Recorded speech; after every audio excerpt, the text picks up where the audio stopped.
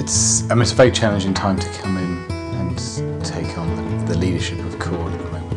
The complexities of where we're working and what we're trying to do are enormous. You've got to be careful you don't get baffled by all the complexities, and then that can lead to inertia. And one of the things CORD's been very good at and continues to do is make sure that it's active and has an impact and is doing some really essential work in these areas. It is quite unimaginable to think what have people actually gone through. Your family have up sticks, taken what they can, fled, and then you arrive in a completely new country. And for many of the youths that we're working with or younger families, what's the purpose in life? And you can become very despondent in a refugee situation where things are handed out to you and you can't make a difference, and that's mind-numbing for any of us. And in a situation where you feel completely helpless and susceptible to the next wave of violence, can be even worse. And that's one of the big impacts that CORD has, is to help people to look forward, however hard that is, and find that respect, that dignity in doing a job, helping your community.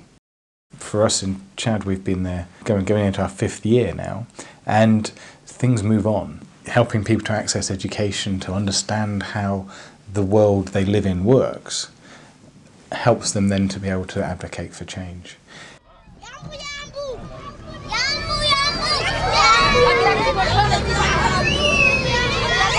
We've had nearly 20,000 people come back from Tanzania this year into Burundi. As people return, can I trust my neighbour? What did they get up to during the war? You see that mistrust come into communities. And the same thing when you're trying to rebuild now is, how do you build that trust to get people working together?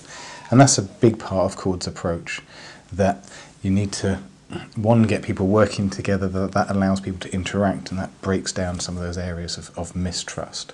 And again, working with the local government and the authorities to put in place systems so that they can talk about what happened and at least come to an agreement of what did happen and move on from that. We are now also in the global recession, and that makes times very hard for us. Everywhere people's pockets tighten, yet we're also at the stage where all the growth plans are starting to happen. We've got a new country director for Uganda, working with a couple of local partners there that are really helping people. Come and join beekeepers, come and join beekeepers. We found this Kitgum Women's Beekeepers with 9, 11 members 2 years ago, where they're now working in 10 of the 11 sub-districts in Kitgum, and just expanding beyond all measure. The plans are in the next 2 years they could be producing upwards of 3 to 4 tonnes of honey and marketing across Uganda. That's such an exciting project and making such a huge difference to so many women in the area.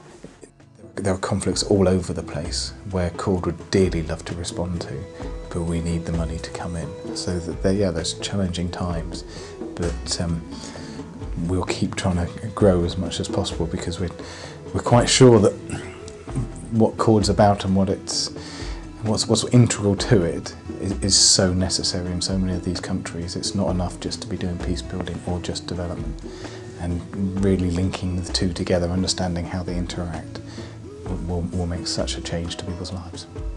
It's exciting for me because this isn't just us doing good to somebody else. This is part of, I think, seeing God's creativity and diversity actually meaningfully explained around the globe. When you meet people who have gone through real hard times and come out the other side, there's a depth and a reality to their personality which is attractive to all of us, that this is someone of substance. We would all like to see that in our lives, but we can learn so much, not just the contributions that we help so many of these people make, but we learn from them as well.